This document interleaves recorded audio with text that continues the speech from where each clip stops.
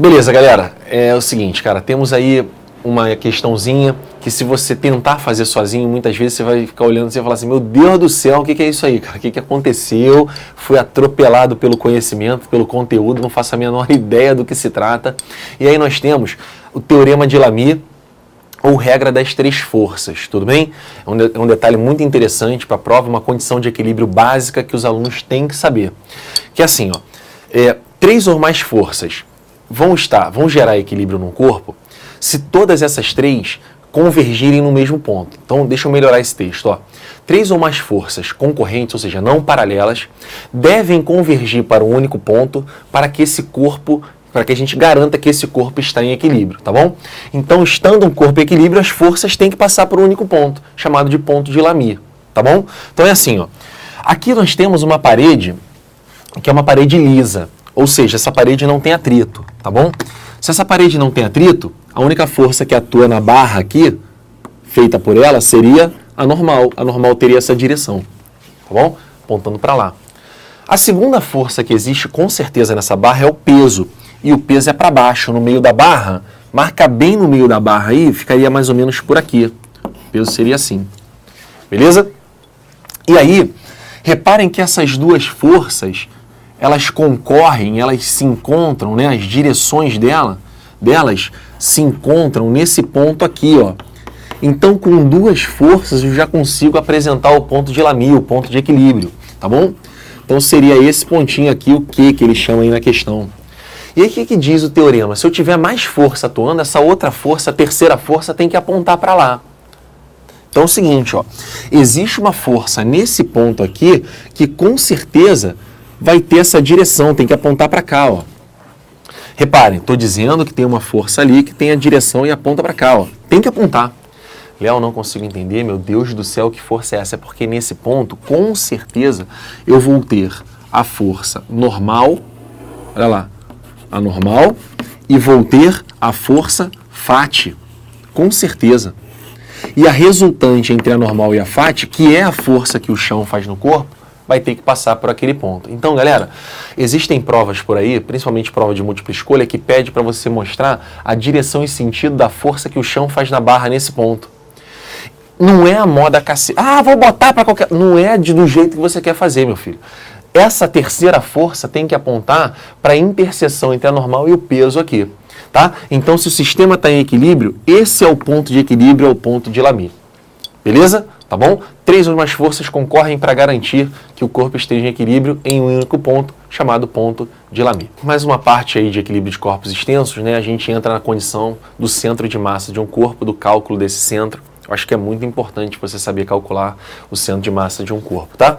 Então, por exemplo, pega uma vassoura, né, uma vassourinha qualquer, e você vai ver que se você tentar equilibrar a vassoura na horizontal com o seu dedo, todo mundo já brincou com isso, com garfo, com uma colher, né, ou até mesmo com a vassoura.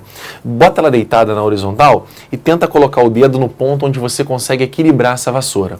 Repara que não vai ser no meio da vassoura, uma vez que o lado que se varre da piaçava vai ser mais pesado do que o cabo. Então, com certeza, o ponto de equilíbrio vai tender mais para perto daquele cabo, do lado da piaçava. Seria isso aqui, ó. A vassoura estando aqui assim, ó, né? Com certeza, se você dividir por 2 essa distância, o meio dela estaria mais ou menos por aqui, né? Com certeza não vai ser aqui o ponto de equilíbrio. Com certeza o ponto de equilíbrio vai tender para mais perto do lado mais pesado, ok? E esse ponto onde a gente consegue equilibrar a vassoura é chamado de centro de massa do sistema.